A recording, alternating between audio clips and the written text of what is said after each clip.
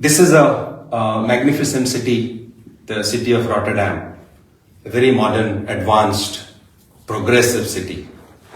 And people here are also highly advanced and progressive in their life.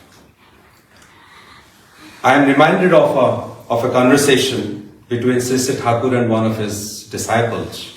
When Sri Sri Thakur shifted from Bangladesh to Deoghar, the Satsang Ashram started growing up around him. And in a few days' time, in a few months, couple of years' time, Deoghar, which used to be a very small town, started growing big. Few devotees came to Sri Sri Thakur and said, Thakur, after you came to Deoghar, Deoghar has become a mega city. It has become a very big city, a large city, a mega city. Sri Sri Thakur said, what I am going to do with a mega city, with a big city? I need good citizens. I don't need a big city. I need good citizens, great citizens, citizens with noble heart. Sri Sri Thakur always wanted that. He wanted great human beings. He wanted transformation of the human soul. That's why his focus was on man making and man remaking. That was the whole focus of Sri Sri Thakur's mission, that how man making and remaking is possible. When we all know that human being is probably the most evolved creation of God, the best creation of God, so what is the need for man making and man remaking? If man is already the best species in the universe, what is the need for man making? Sri Sri Thakur says that it is the transformation of the human soul that is important. All of us are in a journey of transformation. We have gone through the process of evolution. We have got this human life, but that's not the end of it. It is only the continuity of that journey. Somebody asked Thakur, if human being is the greatest species, what after human beings? Sri Sri Thakur said, superior human being. And after that, even more superior human being. That is the journey of transformation. That is what man making is all about. That is what evolution is all about. We are in this journey to get better, become superior as human beings. That is this part of this journey.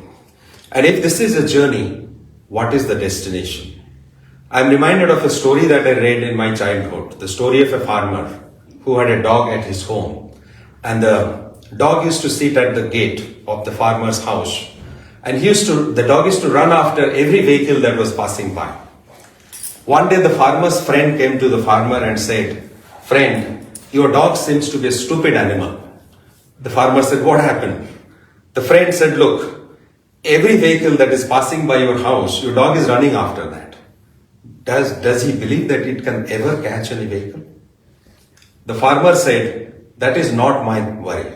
That question doesn't bother me, whether one day the dog will be able to catch a vehicle or not. But there is another question that bothers me. His friend asked, what is that question? The farmer said, if one day the dog is able to catch a vehicle, what will he do? Does he know that? What is he going to do? Does he have any idea what is he going to do? It is that directionlessness. It is that madness. What in the corporate world we call it rat race. All the rats are running. Every rat is trying to leave the other rat behind and move ahead. Move ahead where? For what? Where is it trying to reach? What is the destination? What is the purpose? If you ask the rat has no answer. And the human beings are also in a similar state. All of us are running. We're in a race. We're running every day. We wake up in the morning and we run. Where? What is the purpose? Where are we running towards? What is our destination? If you ask somebody, say we don't know. A sadhuji met a young man. They were coming from opposite sides. The The Sadhuji asked the young man, what are you doing? He said, I'm a student, I'm studying. He said, why are you studying? The young man replied, I want to get a degree, that's why I'm studying. Sadhuji asked, why do you want to get a degree? The young man said, I want a job, that's why I want a degree. The Sadhuji asked him, why do you want a job? The young man said, well, I will get married, I will have children, I need to take care of my family, so I need a job, I need to earn a lot of money, right? I need to live my life. To live, I need money, that's why I need a job, that's why I'm studying. Sadhuji asked him, why do you want to live? The young man was quiet, did not know what to say. He again asked, why do you want to live? He said, I cannot die, that's why I have to live. The Sadhuji said, young man, the purpose of living is much bigger and larger than just living for a job, for a degree, to have a family. It is much bigger, it's much larger. Somebody came to Sri Sri Thakur, a devotee, disciple, and asked Sri Sri Thakur, Thakur, what is the difference between this conversation I'm getting into this conversation because it has something to do with what I just said. What is the purpose? What is the destination? Why do you want to live? A devotee asked Sri Sri Thakur, Thakur, what is the difference between the Supreme Soul and the Soul, Paramatma and the Jivatma? Sri Sri Thakur asked him, have you seen the sea, the ocean? The man said, many times I have seen. Sri Sri Thakur said, the sea is Paramatma. The sea is Paramatma, and the waves that rise in the sea are Jivatmas. The young man didn't understand anything. Sri Sri Thakur went on to explain it further. He said, please come. Thakur said, the sea is Paramatma and the waves are Jivatma. And he said, the waves emerge from the sea, they go up, and they come back and merge with the sea again. And Thakur continued to explain. Thakur said, Jivatma, the soul, originates from Paramatma, right? Comes here and goes back to Paramatma, the Supreme Soul. That's the destination. That is the purpose.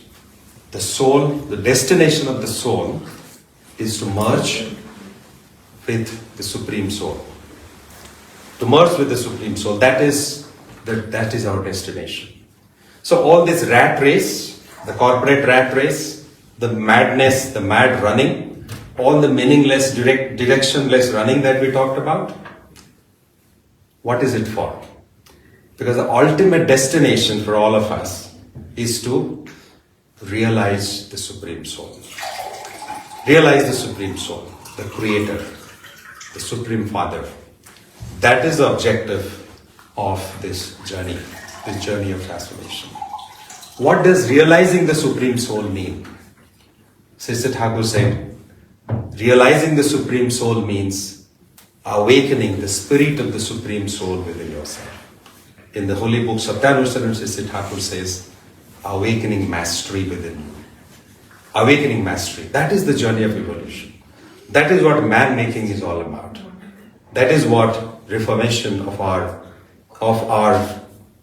being is all about. It is awakening mastery within us. That is what is important. So how do we awaken that mastery? How is that possible? In this scientific world today, when we look around, we see that many designs of the modern world today has been inspired by nature. If you look at the aeroplane, it is inspired by the design of a bird. If you look at the submarine, it has been inspired by the design of a whale. If you look at the modern day bullet trains, it is designed by the kingfisher bird, right? Scientific designs are inspired by nature. What about our life? Is it designed by nature? Has it been inspired by nature? What does nature tell us? nature tells us that concentric systems are balanced systems.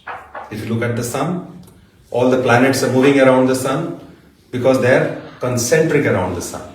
If you look at the atom, all the electrons are moving around the nucleus, the proton, and the electrons are concentric around the nucleus. So when we look around, we find any system which is balanced is a concentric system. Even you look at a circle is symmetric because it has a center. So nature tells us that concentric systems are balanced systems. Similarly, nature also tells us that if our life is concentric, our life can become balanced. If a life is not concentric, it can be imbalanced. Like, if you don't have a center in the circle, we'll end up getting a zigzag line.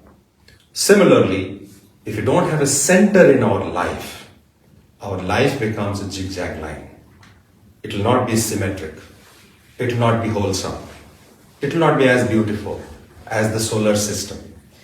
It will not be as balanced like the earth, which moves around the sun all the time. But if it doesn't have the sun at the center, it gets shattered, into pieces in the universe, and we have no idea where this will land. So concentric systems are balanced systems. That's what nature teaches us. So are we really following that? Are we concentric in our life? Do we have a center in our life? Do we have a center in our life? Do we have a master in our life? Do we have a guru in our life around whom our life is concentric?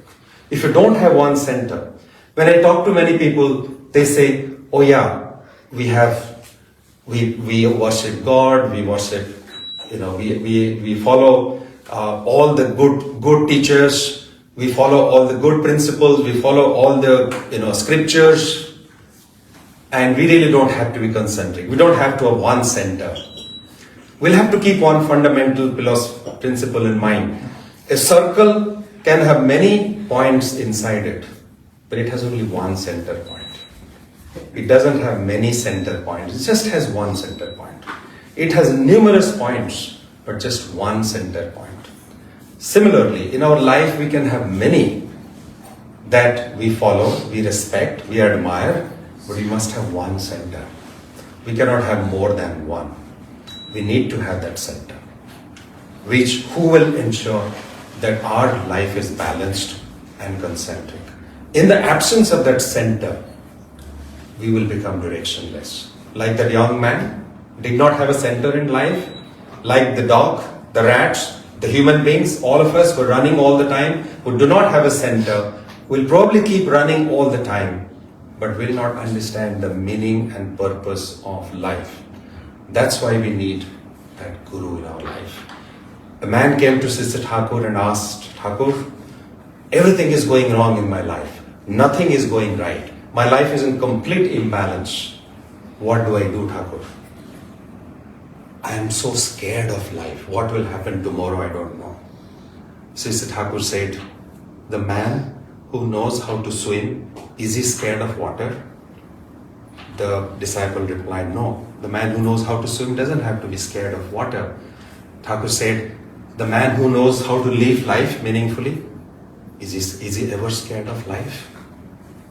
The person said, no. Because he is never scared of life, because he knows how to live life. Sister Thakur said, the man who knows how to swim enjoys water, because water is in his control. The man who knows how to live enjoys life, because life is in his control. The man who is in water doesn't want to come out of water. If you ask him, he says, no, some more time. I want to enjoy this water. Similarly, the man who knows how to live life enjoys life, because life is in his control. Thakur said, the man he knows who has gone to a swimming teacher and has learned the techniques of swimming is never scared of swimming. He loves water. Again he says, a man who has learned the technique of living life from a life teacher is never scared of living life, because he knows the technique of living life. life is in his control. If life is in his control, why he should be scared of anything? One day a friend of mine asked me this question, that many people in this world don't have Thakur in their life, don't have a center in their life, don't have a guru or master. They're doing well in their life. They're prospering, they're progressing, they're achieving whatever they've achieved. So why really we need a guru? Why do we really need a master in our life? I was reminded of an exactly similar conversation between Sri Thakur and a disciple. Exactly the same question. The disciple had asked Thakur, there are many people who don't have a guru. They're doing well in their life. What is the need for a guru in our life? Thakur said, have you seen the moon? There are two pakshas in the Hindu calendar. We talk about the Shukla Paksha and the Krishna Paksha. Shukla Paksha starts after Amavasya, when the size of the moon goes on increasing. Krishna Paksha starts right after Purnima, the full moon day, and when the size of moon gradually starts decreasing. Thakur said, if somebody looks at the sky on the first day of Krishna Paksha, the moon appears to be big, right? But what is the direction of the moon? Every day the size of the moon goes on decreasing.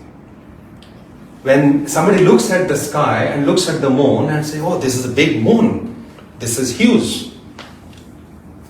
But the size of the moon is slowly decreasing. When you go to Shukla Paksha, the day after Amavasya, of the new moon day as we call it in English, when you look at the moon looks negligible. The size is so small. And somebody thinks, oh, it is so small. But actually the size of the moon is increasing every day. Thakur is saying, when you look at somebody, you say, oh, such a big man, so prosperous, so progressive in life. But what is the direction? In what direction he is moving? Towards Amavasya or towards Purnima? What is the direction? When we look at a man, sometimes we think, oh, he's so rich, he's so progressive, he's doing well. But where is the man heading to? What is the destination?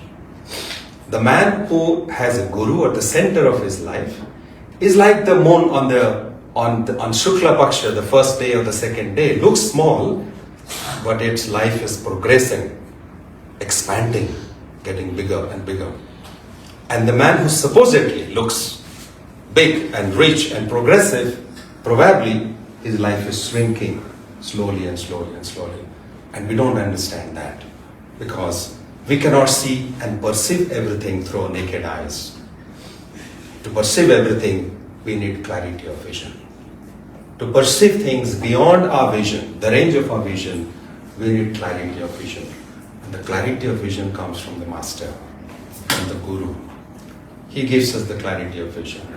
That's why Sri Thakur has talked about taking initiation or Diksha, or the holy mantra, which is the beginning of that journey that we are talking about. The journey towards progress, the journey towards expansion begins with that process called initiation, when we initiate ourselves into a new life with the Master at the center of our life. Sri Thakur says, a child when he attains the age of 12 can take Diksha or initiation, and Diksha is the process of accepting the Master in your life as your Guru. And when you accept the Master in your life as your Guru, you gain clarity of vision. That's why it is important to have this holy name. That's why initiation is important, Diksha is important, having a Master at the center of our life is important, so that we can then move progressively in our life. That's why it is absolutely important to have that Guru or Master at the center. I would not like to take more of your time to talk about this philosophy, the deep philosophy, profound philosophy of life. We probably keep on talking about it, but it'll never end. Sri Thakur says, if you want to have that control in your life, you need to have that teacher or the Master. And when you have that teacher or the Master, you actually achieve three things in life. You achieve control, you achieve cohesiveness, and you achieve the third thing, the most important thing, the ability to solve problems, right? And Thakur says if somebody who has the ability to be in control of every situation and who has the ability to solve problems in life and who has the ability to have cohesiveness, in other words, who has the ability to integrate supposedly ambiguous and opposite things in life, who can bring that together, can be in control of life, really doesn't have to worry about anything else. So with this, I would like to conclude. Before that, I would like to say that all of you are blessed.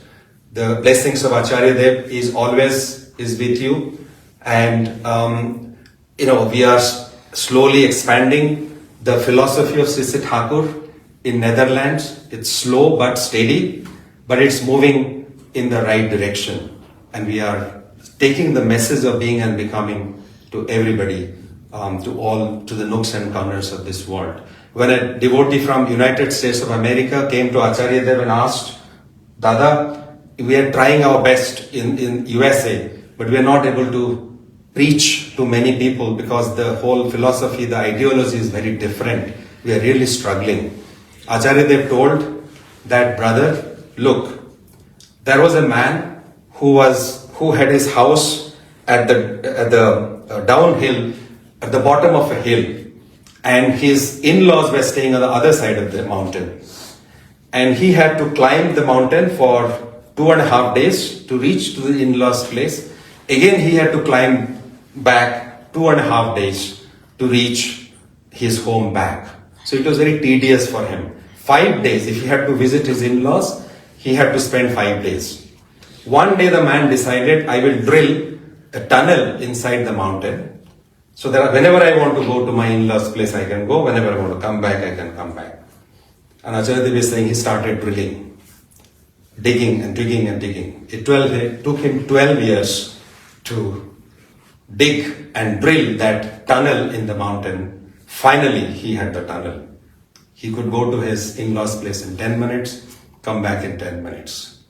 Acharya Dev said, you have to keep drilling and digging. It might take 12 years, 20 years, doesn't matter. But you will reach a stage where things will appear to be very seamless, and it will become much, much easier and simpler for you with your best efforts, with your hard work.